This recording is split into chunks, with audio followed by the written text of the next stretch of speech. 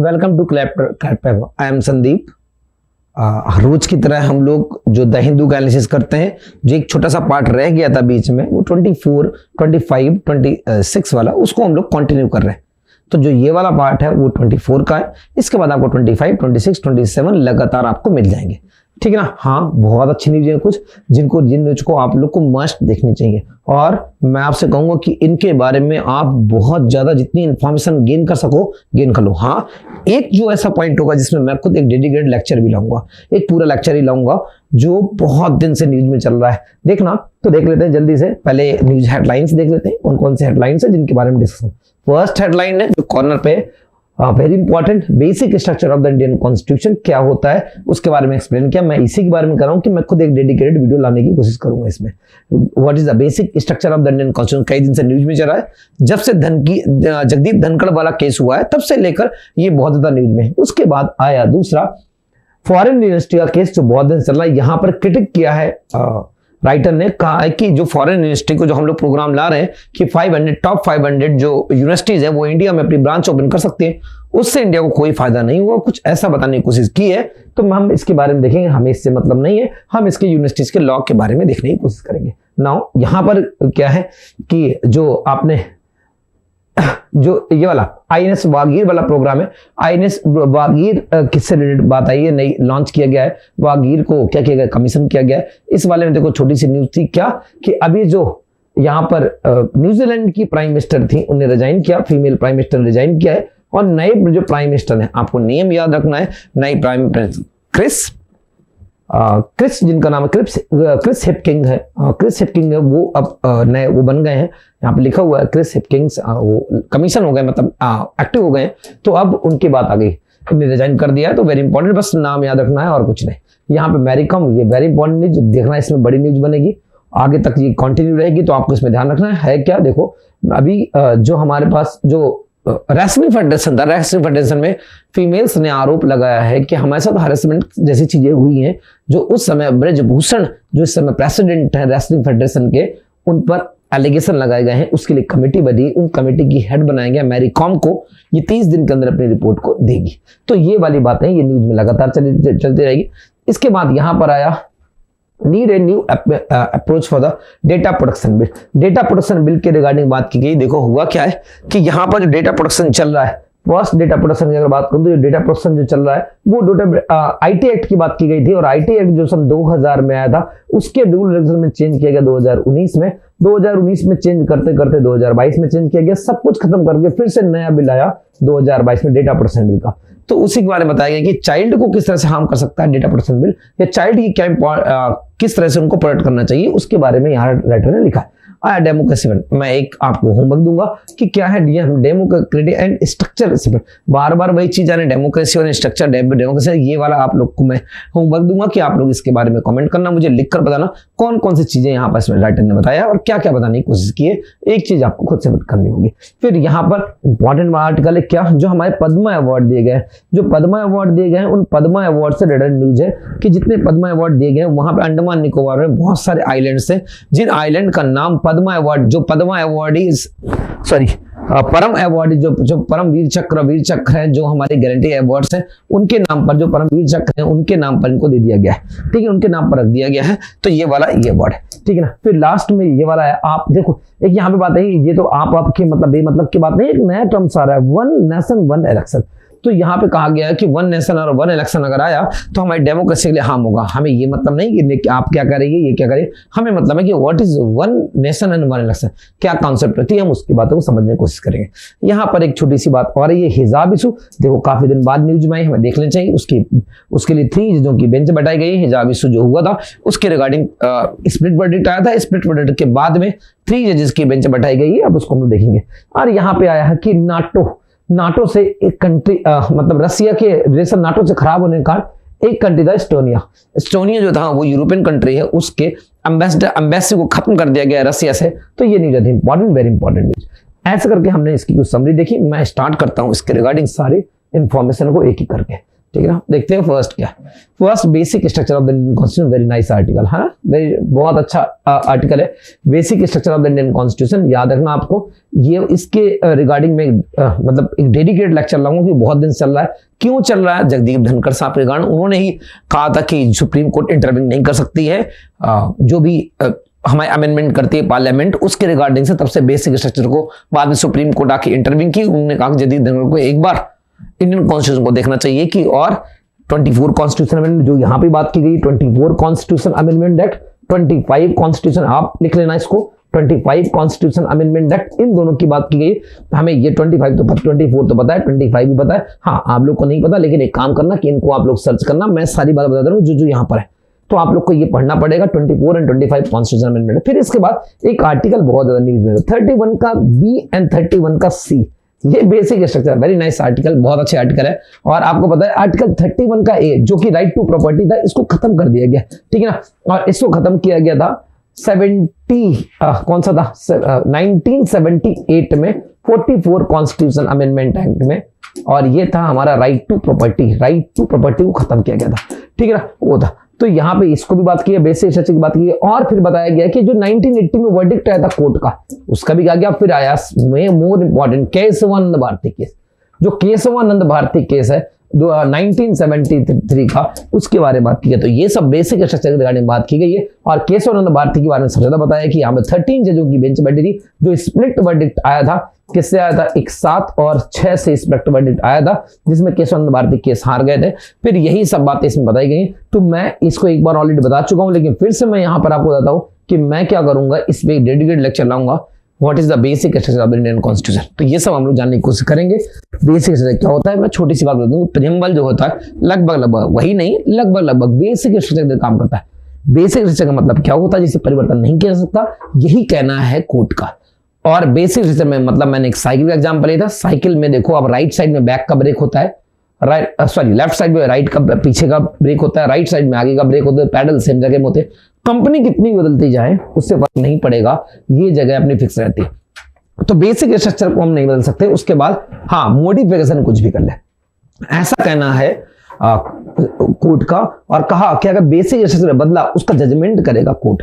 मतलब आप अगर बेसिक स्ट्रक्चर को चेंज करना चाहोगे तो कोर्ट उसमें इंटरवीन कर सकता है। बाकी आप कोई भी चेंजमेंट कर लो, उससे कोई फर्क नहीं पड़ेगा। बस basic structure of the Indian constitution को कभी भी वॉयलेट नहीं होना चाहिए, ऐसी बातें कही गई हैं। तो आप लोग को ये आर्टिकल ठीक से पढ़ना है और सबको देखना है। बाकी यहाँ पे छोटे छोटे पॉइंट मिलेंगे, काफी अच्छी बातें लिखी हैं, इसको एक बार जरूर देख लेना, ठीक है ना। बाकी मैं मूव करता हूँ इसके नेक्स्ट में, इसके लिए मैं अलग से लेक्चर लाऊंगा, आप लोग को 1-2 दिन के अंदर इसमें मिल जाएगा लेक्चर।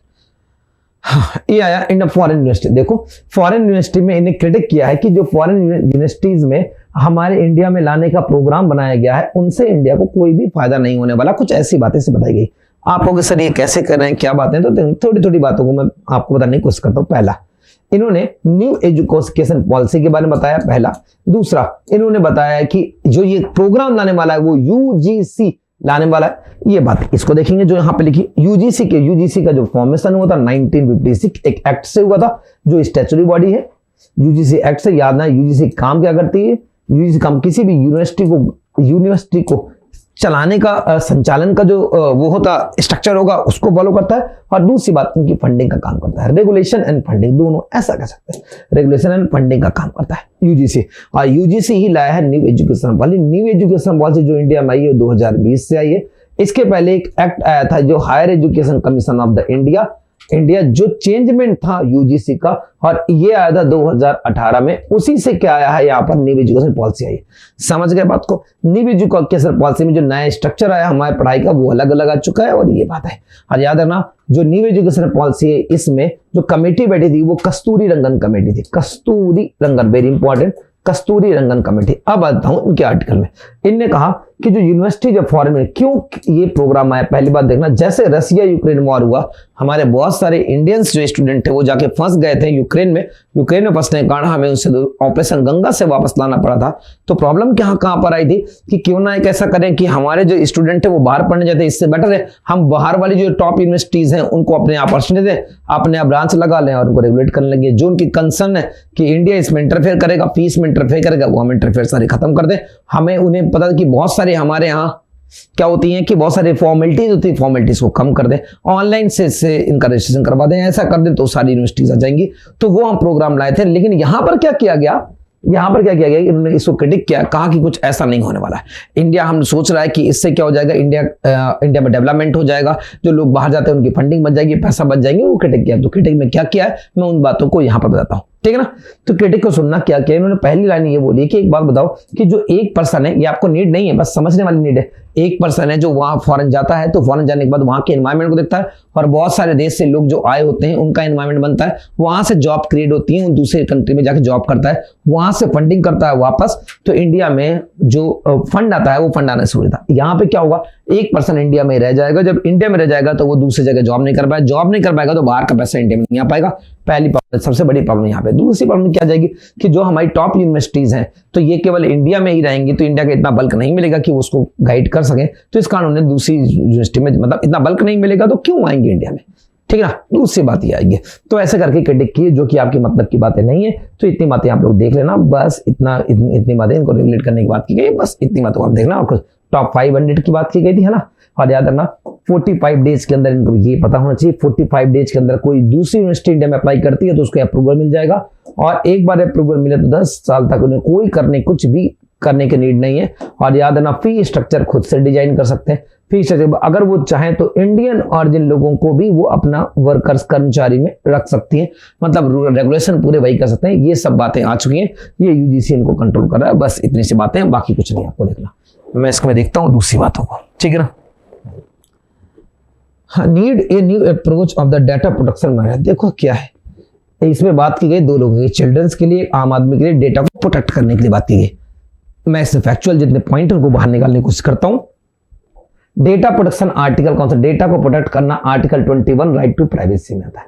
कहा जाएगा राइट टू प्राइवेसी हमें ऐसे बताता है कि हम किसी डेटा को, अपने डेटा को दे या न दे, हमारी मर्जी, ठीक है ना। फिर इसके बाद आया कि डेटा प्रोटेक्शन, इसके बाद जो आईटी एक्ट जहां पे डेटा को सिक्योर किया जा रहा था, वो आईटी एक्ट आया था सन 2000 में, और इसमें डेटा को प्रोटेक्ट करने के लिए, रेगुलेट करने के लिए अमेंडमेंट, मतलब चेंजमेंट जो आया था वो 2019 में आया था। 2019 में जितने चेंजमेंट आए उनको रिफॉर्म लाने के लिए बार बार चेंज करते करते पूरा एक्ट आया 2022 में।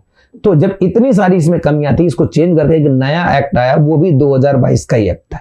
तो 2020 में मतलब फाइनल इसमें जो अमेंडमेंट आया वो 2022 में आया, और नए नाम से आया कि इसको हमने खत्म कर दिया। ये बात आप लोग को समझ में आ गई होगी कि यहाँ पे आईटी एक्ट आया, आईटी एक्ट का जो रिफॉर्म आया वो अब 2020 में, जो था ये कचरा हो चुका है जिसे अब नहीं माना जा रहा है।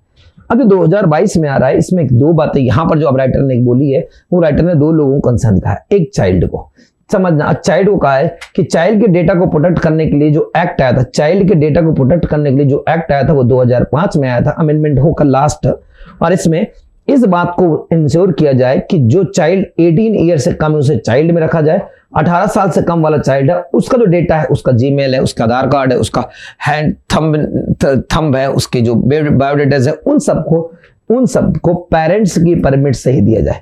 जो पेरेंट्स है उनकी परमिट से अप्रूव किया जाए, वरना उसको मत दिया जाए, ठीक है ना। दूसरा, अगर आम आदमी, मतलब हम लोग नॉर्मल पर्सन है जिनकी एज 18 से एवब हो चुकी है, उनका जो डेटा ले रही है कंपनी, डेटा जो ले रही है कंपनी या गवर्नमेंट जो भी ले रहा है डेटा, तो वो पहले, अब ऐसा नहीं हो कि उन्हें आपको डेटा भरना ही पड़ेगा तब जाके आपका उसमें रजिस्ट्रेशन हो पाएगा। तो वो एक मैंडेटरी ना हो, मैंडेटरी नहीं होना चाहिए, जो अभी मैंडेटरी है, कंपल्सरी नहीं होना चाहिए, एक ऑप्शनल होना चाहिए, ठीक है ना। तो ऑप्शनल होना चाहिए, तो यहाँ पे ऑप्शनल रखा जाएगा। और दूसरी बात, एक बार डेटा दे दिया तो आप जानते हो कि हमेशा उसके लिए डेटा सेव हो जाता है, ऐसा नहीं करना पड़ेगा, आप डेटा सेव नहीं कर सकते, हम जब चाहे तो ये डेटा आपको हटाना पड़ेगा। और गवर्नमेंट ये कहते हैं कि आपको ऐसा करना चाहिए कि कंपनी हर समय पे अपने डेटा को डिलीट कर सके, परमानेंट अकाउंट में नहीं रख सकती, जब चाहे तो डेटा हटाया जा सकता है। तो डेटा को सिक्योर करना, उसके रिगार्डिंग बात आई, हमारी जितनी बातें थी वो यहाँ पर लिखी हुई हैं, और आपको नीड नहीं है बिल्कुल इससे करने। हाँ, आधार कार्ड जो प्रोसेस हुआ था, आधार कार्ड डेटा ही ले रहा था, वो 2010 में बना था, और इस पे भी राइट टू प्राइवेसी का केस आया था। पुट्टास्वामी जो केस आपने सुना था वो इसी से बिलोंग करता था, ठीक है। बाद में उसे कुछ अमेंडमेंट के साथ परमिट मिली थी कि आप पूरे आपको नहीं, वो नहीं, तभी आधार कार्ड का जो मैटर होता है वो आर्टिकल 21 में लाई करता है, ठीक है ना। ये सब बातें थी जो आप सब लोगों ने इसमें देखी, आप लोग को एक बार रीड करने की नीड पड़ेगी, ठीक है। मैं मूव करता हूँ उसके नेक्स्ट में। हाँ, ये वाली बातें तो मैंने आपको कहा है कि आप मुझे एक बार बताओगे कि इसमें क्या लिखा है। ये सब अब हला के बाद मुझे नोट्स बना के दिखा देना, या आप कमेंट बॉक्स में कमेंट करना, तो भी इस बात में चलेगा। आपको इसको ठीक से रीड करना, 24 का पेपर है, आप चाहो तो वहां से इसकी इंफॉर्मेशन निकाल सके, ठीक। एक बात आई यहाँ पर, क्या छोटी सी बात है, जस्ट न्यूजीलैंड के प्राइम मिनिस्टर चेंज हो चुकी हैं। जो अभी फीमेल प्राइम मिनिस्टर थी उनकी एज भी बहुत, 37 ईयर में ही उनके रिटायरमेंट हुआ। रिटायरमेंट क्या हुआ, टर्म चेंज हो गया। और इसके बाद जो न्यू बने हैं, आपका नाम याद रखना, न्यू यहाँ पर लिखा हुआ नेम क्रिस हिपकिंग है ना, क्रिस हिपकिंग, जो भी उनका प्रोनाउंस हो मुझे नहीं पता, लेकिन क्रिस हिपकिंग यहीं पर लिखा होगा, कहीं लिखा होगा, एक बार देख लेना। उनका नेम क्रिस हिपकिंग, वो आ गए हैं। अगर देखना चाहोगे वर्ल्ड मैप में तो ऑस्ट्रेलिया, शायद आपने देखा होगा, ऑस्ट्रेलिया के जस्ट नीचे यहाँ पर न्यूजीलैंड होता है, ठीक है ना। इनके न्यूजीलैंड ये फेमस थे बहुत, क्योंकि 37 में यंग थी। यंग होने के बाद इनके साथ एक और प्रॉपर्टी जुड़ी थी, जो सबसे अच्छा हैंडल किया था कोविड का, इनसे अच्छा कोविड की हैंडलिंग किसी ने की थी, उस पॉलिसी के लिए फेमस थे। इनके यहाँ पे अटैक्स हुए, उन अटैक्स को जो हैंडल करने की जो प्रोसेस थी वो भी बहुत अच्छी थी, जिस कारण से वर्ल्ड में फेमस हुई थी, बहुत दिन तक न्यूज में रही थी। बस इतनी सी बात हो, आप देखना, नेम आप याद रखना। हाँ, कुछ बात इससे हमें एक बात और देख लीजिए, जब भी ऐसी न्यूज पीएम क्या है ना, हमें ये देख लेना कि वर्ल्ड की किस किस पीएम को अभी हमें याद में रखना चाहिए, ताकि दिमाग में। तो मैं छोटी से कंट्रीज का नाम लिख रहा हूँ, आपका फर्ज बनता है कि अपडेट करना।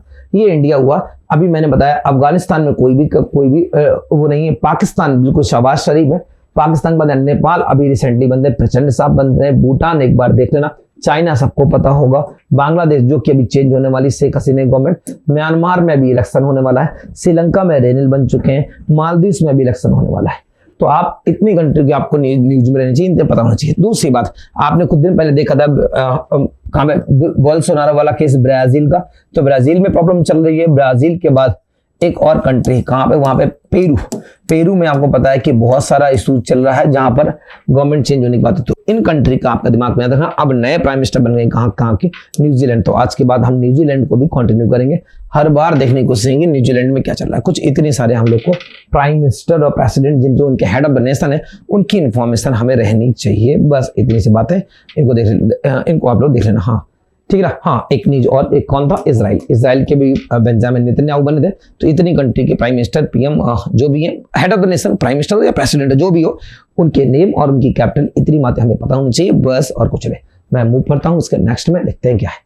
हाँ, ये वाली न्यूज है, किस तरह से इंपॉर्टेंट देखना। क्या हुआ कि यहाँ पर रशिया है। रशिया, आपको पता है कि रशिया और नाटो दोनों क्या है, एंटी है। रशिया और नाटो, इसी का तो यूक्रेन पे वॉर कर दिया। क्यों अटैक किया था? एक तरफ रशिया था, एक तरफ रशिया था, एक तरफ यूक्रेन था। ये नाटो को ज्वाइन करना चाहता था, और नाटो की ये दुश्मन है दोनों। तो नाटो से ना ज्वाइन करने के लिए एक कारण था, मैं कह सकता हूं, जिसके कारण से अटैक किया। एक रीजन था, ऐसे बहुत सारे रीजन थे जिस कारण से अटैक किया। इसने कहा कि दुश्मन मेरी बाउंड्रीज पे नहीं आने दूंगा, देर से खत्म। इस कारण से उन्होंने अटैक कर दिया। लेकिन हाँ, यहां से क्या निकल के आया, तो अभी क्या न्यूज में है कि एक कंट्री है एस्टोनिया, जो आपको पता है यूरोपियन कंट्री है ना, बाल्टिक नेशन का पार्ट है एस्टोनिया। उसको अभी एम्बेसडर को वहां से खत्म किया, डिस्ट्रॉय कर दिया, मतलब रशिया से इनको निकाल दिया गया, ठीक है ना। तो रशिया ने उससे रिलेशन ब्रेक कर दिए हैं, क्योंकि वो नाटो का सपोर्टर है। बस इतनी बात। थोड़ी सी बातें आती है कि what is the NATO. NATO है वो बेसिकली मैं कह सकता हूँ यूएस के अलायंस है, इनडायरेक्टली कह सकता हूँ यूएस के अलायंस है, जिसका फॉर्मेशन 1949 में हुआ। एट प्रेजेंट इसमें 30 कंट्री है। 2 नए कंट्रीज में बनने वाली है, एक फिनलैंड और स्वीडन, ठीक है ना। फिनलैंड और स्वीडन 2 इसमें नई कंट्री बनने वाले हैं। तो ये बातें बहुत ज्यादा न्यूज में रहती है, ठीक है ना। 2 इसमें नए मेंबर बनने वाले। तो नाटो 1914 में हुआ था। इसका कोई वजह था, इसका हेडक्वार्टर कहाँ पर था? तो इसका हेडक्वार्टर ब्रसेल्स में था। ब्रसेल्स में इसका हेडक्वार्टर है, नाटो का हेडक्वार्टर, ठीक है ना। बस इतने। और इसमें आर्टिकल 5 है। आर्टिकल 5 में कुछ कस्में वादे हैं। आर्टिकल 5 में कसम खाई गई है कि जितने कंट्रीज नाटो के मेंबर होंगे, वो अगर उन पर किसी ने अटैक किया, वो सब मिलकर एक साथ अटैक करेंगे। याद रखना, जब टेररिस्ट अटैक हुआ था यूएसए में, तब उसमें नाटो का आर्टिकल 5 एक्टिवेट हुआ था। एक बार और एक्टिवेट हुआ, मुझे बताना कमेंट बॉक्स में, एक बार और कब एक्टिवेट हुआ, किसने अटैक किया था, नहीं किया था। इंडिया, तो आपके दिमाग में आ गया इंडिया को नाटो का मेंबर बनना चाहिए, तो नहीं बनना चाहिए। रीजन क्या है? बहुत सारे रीजन हैं कि नाटो हो सकता है झूठे वादे हों और कुछ ना हो, कभी नहीं आए, ठीक है ना। तो इस कारण से हमें नाटो से कोई मतलब नहीं है इतना। नाटो के बारे में हमने देख लिया, जो बातें हैं यहाँ पर लिखी हुई है। बस आप लोग एस्टोनिया देख लेना। आप लोग देखना जो एस्टोनिया है, इसकी कैपिटल कौन सी है, बस कैपिटल देखना। मुझे कमेंट बॉक्स में बताना एस्टोनिया की कैपिटल कौन है। गूगल मत करना, आता हो तो बता देना, ठीक है ना। एस्टोनिया इसकी कैपिटल है, ठीक है ना। आगे बढ़ता हूं मैं इसके नेक्स्ट न्यूज। हाँ, आईएनएस वागीर, बिल्कुल आपके न्यूज में आईएनएस वागीर क्या है हमारा, देखना। आईएनएस वागीर के बारे में देखना पड़ेगा, ये इंपॉर्टेंट न्यूज है थोड़ी सी। आईएनएस वागीर बिल्कुल इंपॉर्टेंट न्यूज है, देखना पड़ेगा। है क्या, देखो एक ये क्या सबमरीन है, जिस सबमरीन को हमें कमीशन कर दिया। देखो दो चीजें होते हैं, एक होता है समुद्र में उतारना, एक होता है कमीशन करना, दोनों में डिफरेंस है। जब समुद्र में उतारा जाएगा तो इसका ये मतलब नहीं कि वो फंक्शनिंग हो गया, अब अंदर टेस्टिंग चलेगी 1 साल 1.5 साल 2 साल, जो उसमें नई नई चीजें ऐड होंगी, उसके बाद जब परफेक्टली हो जाएगी तब दे दी जाएगी। तो आईएनएस वागीर को 2020 में उस सन में उतार दिया गया था, लेकिन उसमें सारी फंक्शनिंग के बाद उसे दे दिया गया अब नेवी को। तो समझ गए ना, समुद्र में उतरना और वो दोनों बातें डिफरेंट है। तो कुछ बातों को अब देखते हैं। हमारे पास एक ये वागी सबमरीन, देखो 3-4 चीजें होती है। एक होता है फ्रिगेट्स, शायद आपने नाम सुना, तो इंडिया में एट प्रेजेंट 14 फ्रिगेट्स है। फ्रिगेट के बाद एक होता है डिस्ट्रॉयर, इंडिया में एट प्रेजेंट 11 डिस्ट्रॉयर है। डिस्ट्रॉयड के बाद एक होता है सबमरीन, जो सबमरीन एट प्रेजेंट इंडिया में, इसको मिला दिया तो 16 + 2 सबमरीन है। 16 डीजल सबमरीन है और 2 न्यूक्लियर। एक ही लिखना ज्यादा अच्छा रहेगा, एक न्यूक्लियर सबमरीन है, बताऊंगा क्यों। एक डीजल और इंधन। एक लास्ट आया कौन सा, तो लास्ट जो आया हमारे पास एयरक्राफ्ट कैरियर। तो एसी जो एयरक्राफ्ट कैरियर वो इंडिया के पास 2 है। शायद आपको याद हो 1 सितंबर के दिन हमारे यहाँ एक नया एयरक्राफ्ट कैरियर जो लगभग 70% इंडिजिनस था, वो इंडिया को कमीशन किया गया था। कोई नाम बता दिया उसमें, क्या आईएनएस विक्रांत को कमीशन किया गया था, ठीक है ना। इंडिया में ऐसे कुल मिलाकर आज तक 4 एयरक्राफ्ट कैरियर हो चुके हैं। 4 में से 2 डिकमीशन कर दीजिएगा, केवल 2 ही है। 2 एक 2013 में हुआ था और एक 2022 में हुआ है, कुछ ऐसे करके यहाँ पर न्यूज है, ठीक है ना। तो ये बात है। आप कहोगे सर यहाँ पे तो फ्रिगेट्स, अब ये कहोगे सर डिफरेंस क्या होता है फ्रिगेट्स डिस्ट्रॉयर सबमरीन तो समझ गया होगा कि सब करके सबमर्ज करके फ्लोट करती है, समुद्र के अंदर तैरती है, सारे वेपन्स कैरी करती है और जाके अटैक करती है। तो ये सबमरीन हुआ। डिस्ट्रॉयर और फ्रिगेट्स में क्या डिफरेंस होता है? छोटी सी जहाज जो तेज चले वो फ्रिगेट्स है, बड़ी सी जहाज जो जिसमें वेपन्स तो बहुत सारे कैरी कर सकती हो, लेकिन उसका वेट ज्यादा हो, मास ज्यादा हो और इलास्टिक कम हो, तो वो बनेगी हमारी डिस्ट्रॉयर बनेगी। एक बड़ी सी जहाज के चारों तरफ बहुत सारी फ्रिगेट्स होती हैं जो उसकी रक्षा करती हैं। डिस्ट्रॉयर की कीमत बहुत ज्यादा होती है, तो अगर उसमें अटैक होता है तो वो बहुत बड़ा मतलब क्षति होती है। तो जैसे रसिया में और यूक्रेन वॉर में भी एक मॉस्को में अटैक किया गया था, शायद किसी को याद हो। तो अगल बगल बहुत छोटी छोटी फ्रिगेट्स चलती, तो याद रखना फ्रिगेट छोटी होती हैं, तेज जाती हैं। जैसे वॉर स्टार्ट हुआ तो वॉर में सबसे पहले फ्रिगेट्स पहुंचेंगी क्योंकि ज्यादा स्पीड जाती है, उसके बाद डिस्ट्रॉयर पहुंचेगा जो सारे बम रख के गया होगा। छोटे अटैक के लिए फ्रिगेट्स और बड़े अटैक के लिए डिस्ट्रॉयर, वो हवा ऊपर दिखते हैं हमें डिस्ट्रॉयर, लेकिन सबमरीन्स अंदर जाते हैं। तो अभी रिसेंटली तो कुछ ऐसा कर सकते हैं अगर हमें याद करना, तो फ्रिगेट्स के लिए जो आपका कोई भी माउंटेन के नाम पर या रिवर के नाम पर कोई भी आता है या रिवर के नाम पर, तो याद रखना कि वो फ्रिगेट्स ही लगभग आ रहा होता है। किसी सिटी के नाम पर कोई आ रहा होता है तो याद रखना डिस्ट्रॉयर आ रहा होता है, लेकिन ये उसके नाम पर नहीं है। तो सबमरीन्स को देखना, मैं सबमरीन की बात ये क्लास में आते हैं, कोलकाता क्लास, ये क्लास, ऐसा क्लास में आते हैं। और अभी क्या हुआ रिसेंटली, यहाँ पे वागी गई, याद रखना हमने टाइप किया था फ्रांस से टाइप किया 2005 में, और हमने कहा था कि हमें प्रोजेक्ट 15 याद रखना, प्रोजेक्ट 15 के तहत हम लोग को 6 हमें सबमरीन मिलनी थी। फिर से याद रखना 2005 में फ्रांस से हमने टाई अप किया था और जिसमें प्रोजेक्ट 15 से हमें 6 सबमरीन मिलते थे। अब 6 सबमरीन में बस एक बची, 5वीं वागीर हमने यहाँ पहुंच गए, एक बची, बाकी 5 हम पहुंच चुके हैं। तो आप लोगों से प्रोजेक्ट 15 क्या है? तो देखो प्रोजेक्ट 15 एक स्पेशल टेक्नोलॉजी है जिसमें स्टेल्थ टेक्निक होती है। स्टेल्थ टेक्निक का मतलब क्या होता है? स्टेल्थ टेक्निक आपको पता है कि आपने सुना होगा कि हवा में कोई प्लेन जा रहा है, यहाँ से एंटी जो मिसाइल सिस्टम होता है या एंटी डिफेंस सिस्टम होता है उसको उड़ा देता है। तो ये क्यों पकड़ में आ जाएगा रडार के, तो रडार के पकड़ में ना आए तो उसे बोलते हैं स्टेल्थ टेक्निक। तो जो प्रोजेक्ट 15 था उसमें कोई भी उसमें स्टेल्थ टेक्निक थी, मतलब कभी भी रडार के कांटेक्ट में नहीं आएगा, टारपीडो कांटेक्ट में नहीं आएगा, वो स्टेल्थ टेक्निक वाले बोला जाएगा। मतलब हवा से हवा में चला जाए, कोई दिक्कत नहीं, कोई इसे पकड़ ही नहीं पाए, कोई भी रडार कुछ नहीं इसको पकड़ नहीं सकता। यही था हमारा कौन सा प्रोजेक्ट 15। और जो प्रोजेक्ट 15 है, क्या हुआ इसमें? प्रोजेक्ट 15 है तो ये इंडिया हमने फ्रांस की हेल्प से कर रहे थे। और याद रखना ये सारी डीजल सबमरीन है। डीजल इंडिया में एक जो सबमरीन है, जो न्यूक्लियर सबमरीन है, वो अरिहंत है। अब डीजल सबमरीन क्या होती है? जो डीजल से चलती है। अरिहंत जो न्यूक्लियर सबमरीन क्या होती है? जो न्यूक्लियर पर चलती है। याद रखना हमेशा न्यूक्लियर सबमरीन ज्यादा अच्छी होती है क्योंकि बहुत ज्यादा तक फ्लोट कर सकती है। वो इस पे अंदर ही अंदर फ्लोट कर सकती है, महीने, 2 महीने, 3 महीने, 4 महीने, 5 महीने, कोई नहीं। इसको हर 2 मंथ के अंदर, हार्डली 2 मंथ के अंदर इसको ओपन, 2 वीक के अंदर भी कभी कभी इसको बाहर आना पड़ेगा क्योंकि कैपेसिटी कम होती है, डीजल दोबारा भरने आना पड़ेगा, ठीक है ना। तो ये प्रोजेक्ट तो हमें याद रखना, प्रोजेक्ट 15 याद रखना है, 6 करना है, ऐसे इतने हो गए। एयरक्राफ्ट कैरियर के बारे में फिर कभी एक्सप्लेन करूंगा कि 2 हमारे एयरक्राफ्ट कैरियर कौन से? आईएनएस विक्रांत जिसको कमीशन किया गया है, आईएनएस विक्रांत शायद याद हो आप लोग को।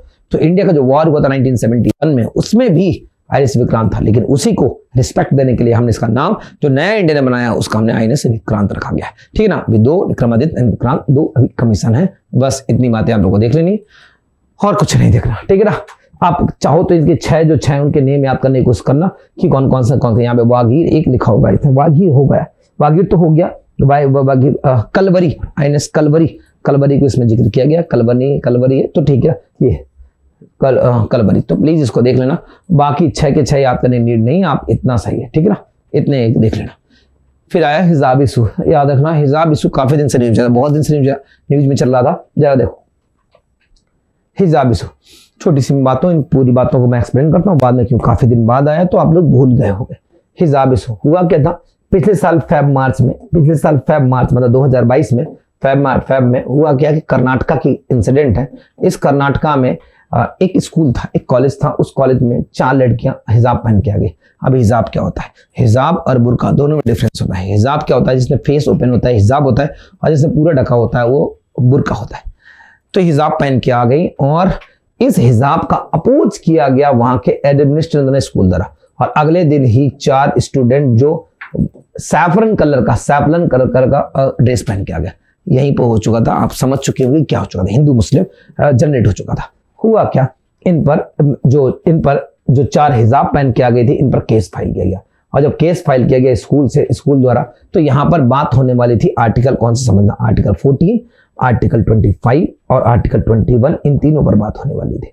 अब आप कहोगे सर मेन आर्टिकल कौन सा, आर्टिकल 25, मैं समझाता हूँ। आर्टिकल 21, आर्टिकल 21 में लिखा हुआ है free to practise and choose the religion, free to choose the religion and practise the religion. हम किसी भी धर्म को मान सकते हैं और उसमें होने वाली क्रियाकलापों पर एक्टिवेट कर सकते हैं, मतलब एक्टिवली पार्टिसिपेट कर सकते हैं। हुआ क्या, आप देखो यहाँ पर उन जो 3-4 महिलाएं थी, उन महिलाओं का कहना था कि हम लोगों ने आर्टिकल 25 से हमें इंडिपेंडेंट करता है कि हम वहां पर जो कपड़े हमारे धर्म में लिखे वो पहन के जा सकते हैं। बात सही थी उनके, तो यहाँ पर मैं अब दोनों पक्ष दे रहा हूँ, बात सही थी क्या है, उनका कहना था कि आर्टिकल 25 से हम लोग ये बात पहन के आए, ठीक ना। लेकिन समझना जो आर्टिकल यहाँ पे क्या हुआ कि जो कॉलेज था उसका कहना था आर्टिकल 14 का वायलेशन होता है, जहां पर इक्वलिटी बिफोर द लॉ, मतलब सभी को एक ही ड्रेस में आने की परमिट है, तो इक्वलिटी बिफोर द लॉ होनी चाहिए। याद रखना एक एक्ट है जो 1983 में आया था, ड्रेस एक्ट, जो ड्रेस मतलब स्कूल कॉलेज का ड्रेस एक्ट, उसमें ड्रेस कोड कंपलसरी था, तो हमें ड्रेस पहन के आना चाहिए। ये कहने का मतलब था किसका, जो कॉलेज था। तो कॉलेज का 2 कहना था,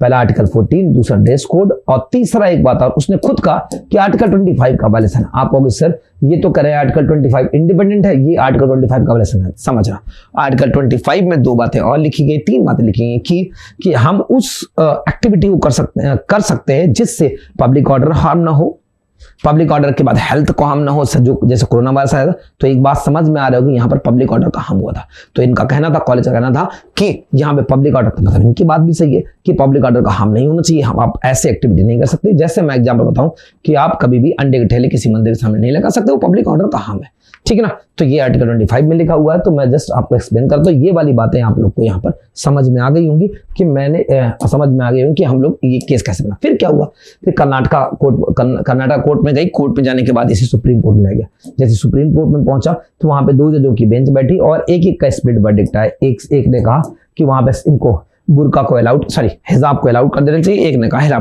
कहा कि आर्टिकल 25 उनको इंडिपेंडेंट करती है, एक ने कहा कि आर्टिकल 25 जो हमारा लॉ एंड ऑर्डर है वो सुपीरियर है। तो जो स्प्लिट वर्डिक्ट, अब हमें क्या बढ़ानी पड़ेगी, बेंच। तो यहाँ पे अब 3 जजों की जो बेंच बैठी हुई है, अब जो उनका जजमेंट आएगा तो वो हमारे लिए मान होगा कि हमारे लिए क्या कहता है, जिनके फेवर में 2 जाएंगे कि या 25 हिसाब को प्रमोट करेंगे या 25 लॉ एंड ऑर्डर को प्रमोट करेंगे, वो बात की बात है, वो देखने वाले। उसके पहले यहाँ पर प्ली लगाई गई है स्टूडेंट के द्वारा, लेकिन स्टूडेंट बस उस बात को आया। तो हमने ये सब बात, शायद आप लोग को कुछ दिन पहले की एक छोटी सी बात याद हो कि जब अभी ईरान में हिजाब इशू हुआ क्या था, ईरान में हिजाब पहनना कंपलसरी है। और हुआ क्या, पूरी बातें सुन लेना। ईरान में हिजाब पहनना कंपलसरी है। एक गाड़ी जा रही थी, उसमें एक पूरी फैमिली बैठी हुई थी, फैमिली में एक फीमेल थी। फीमेल ने हिजाब तो पहना हुआ था, बट ऐसा कहना था कि उसने बिल्कुल प्रॉपर मैनर में हिजाब नहीं पहना हुआ था। कहते हैं कि ईरान में कंपलसरी हिजाब पहना, और एक एथनिकल वे, जो उनका वे उस वे में हिजाब पहना कंपलसरी। उसके अगेंस्ट एक पुलिस भी बनी हुई है जो ये बात को देखती है कि वहां पर हिजाब पहना गया है कि नहीं पहना गया। हुआ क्या समझना, एक पुलिस कर्मचारी आए, उन्होंने देखा उस फीमेल ने हिजाब नहीं पहना, जिसकी एज 22 साल थी, उस फीमेल की हिजाब नहीं पहना हुआ है। हिजाब ना पहनने के कारण उसको अरेस्ट किया गया, एक पुलिस स्टेशन ले गया। पुलिस स्टेशन में हुआ, उसका ब्रदर था, भाई को साथ ले जाया गया, लेकिन कह रहे हैं कि भाई का कहना है कि उसको एक अंदर रूम में ले जाया गया।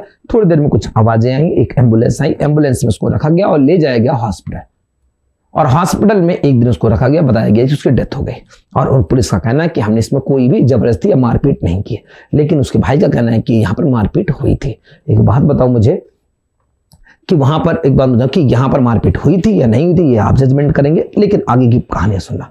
आगे क्या होता है कि एक वहां पे जो वो होगा सीएमओ होगा, जो चीफ मेडिकल ऑफिसर बताए, उसने एक फोटो रिलीज की। फोटो रिलीज करने के बाद बताया कि उस फीमेल के सर पे चोट थी, और सर में चोट होने के कारण वो वायरल हो गई। और जैसे वायरल हुई तो पूरे ईरान में हिजाब के अगेंस्ट में प्रोटेस्ट स्टार्ट हो गए। बाद में इंटरव्यूइंग करना पड़ा वहां के पीएम को। उनके पीएम ने इंटरव्यूइंग करते हुए कहा कि इसकी प्रॉपर जांच होनी चाहिए, लेकिन इतना ज्यादा बड़ा वहां पर प्रोटेस्ट हो चुका था कि बहुत सारे लोग सड़कों में आ चुके थे, और जिन्होंने थोड़ी सी वायलेंस किया था उसमें देखना एक फरमान जारी किया गया, जितने वायलेंस क्रिएट करने वाले थे लगभग 15,000 लोग को फांसी दे दी जाए। लेकिन आपको पता है कि इसका अपोज दुनिया करेगी, दुनिया, कनाडा, यूएसए सबसे ट्वीट है कि इस प्रोटेस्ट को यहां पर रोका जाए, इस फरमान को रोका जाए। बाद में उसमें एक लोग को, जिसने पब्लिक हार्म किया था, उसको फांसी दी गई, बाकी सबके इस फरमान को कैंसिल कर दिया गया, और अब ईरान में हिजाब को कंपल्सरी से हटा दिया गया।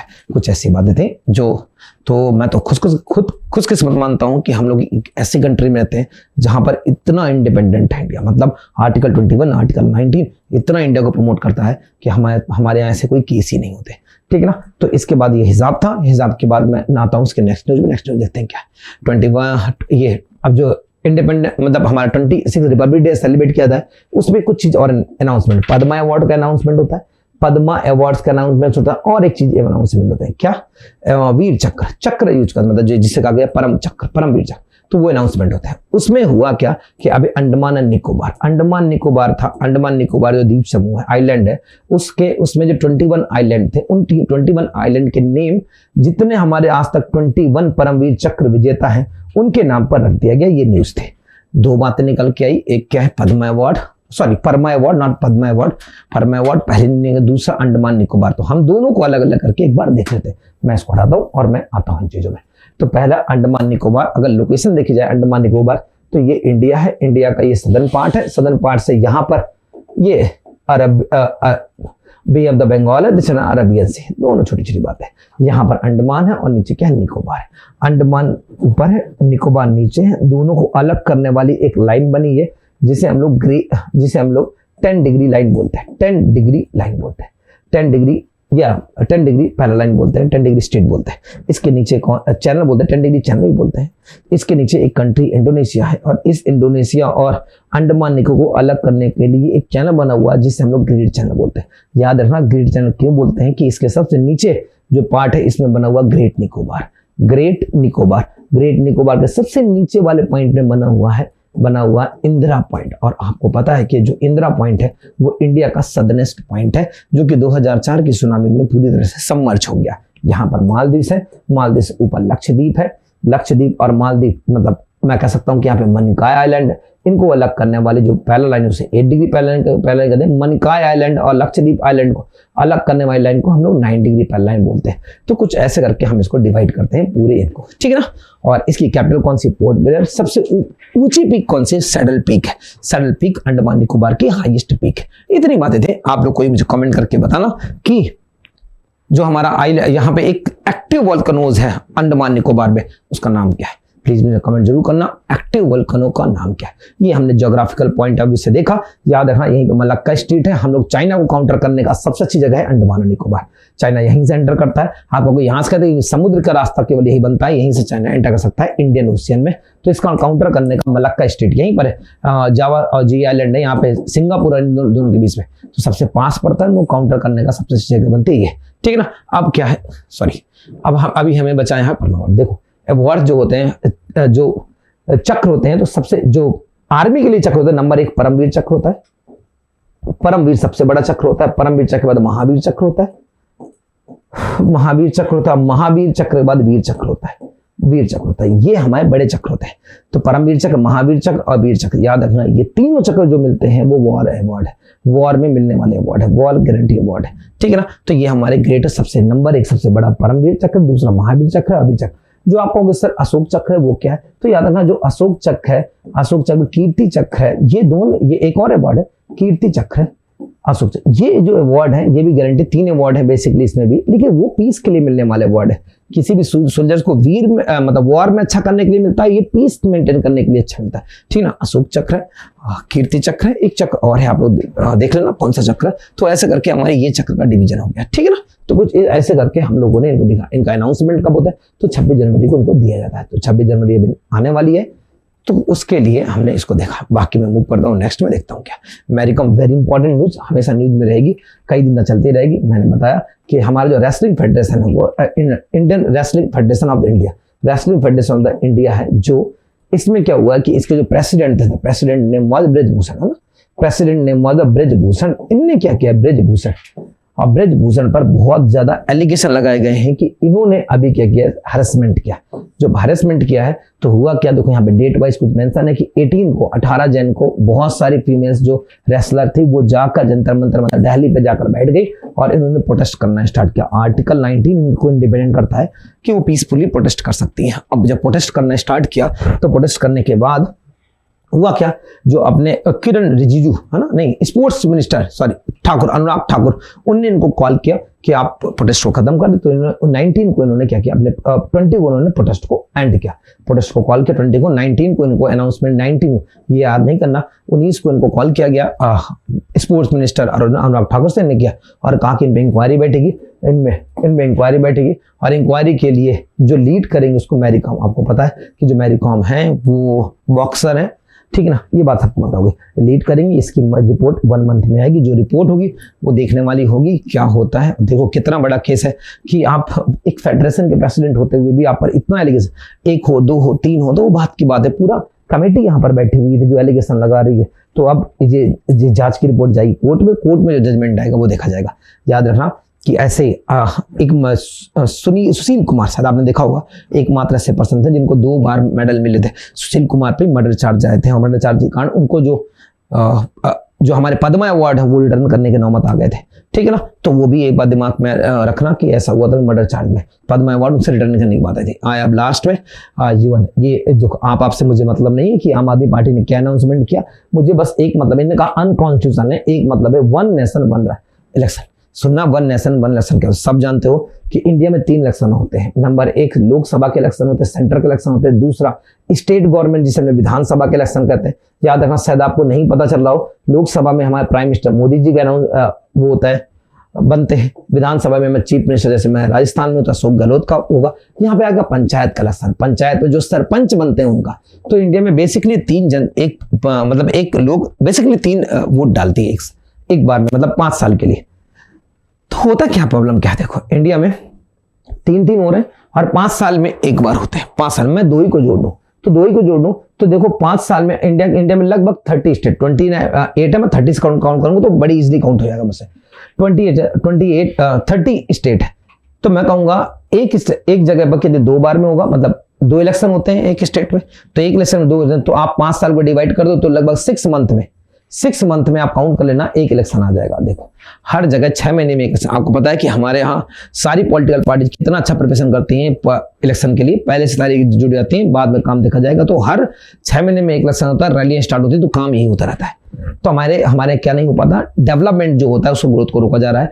उस बिहाफ पर क्या आ रहा है कि हम 1 नेशन में एक साथ सबके इलेक्शन करा दीजिए, खत्म किया जाए। जैसे एक साथ 1 नेशन मतलब आज शुरू होंगे लोकसभा के इलेक्शन, सब स्टेट के भी खत्म किए, उससे बहुत सारे पैसे बचेंगे। ये था कॉन्सेप्ट बेसिकली।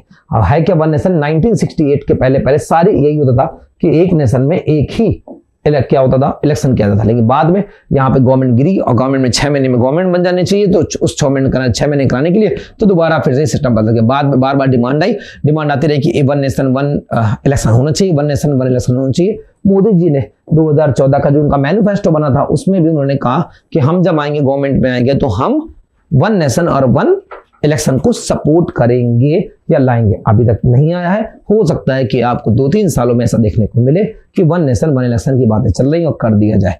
अब आप लोग बताना इसके एडवांटेज होंगे, डिसएडवांटेज होंगे। डिसएडवांटेज में छोटा सा डिसएडवांटेज जो दिख रहा है कि अगर जो पार्टी लीड करेगी सेंट्रल गवर्नमेंट में वही सब जगह लीड कर जाएगी, ऐसा थोड़ा सा इनका ओपिनियन बताया गया है।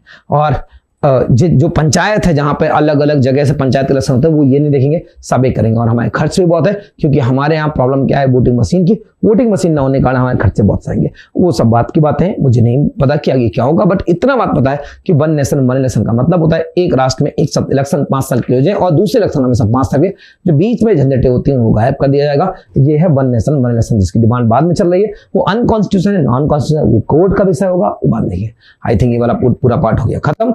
और हम लोग जो अब मिलेंगे वो नेक्स्ट जो हमारी न्यूज, नेक्स्ट हमारा जो बचा हुआ पार्ट है उसमें मिलेंगे। थैंक यू सो मच, धन्यवाद।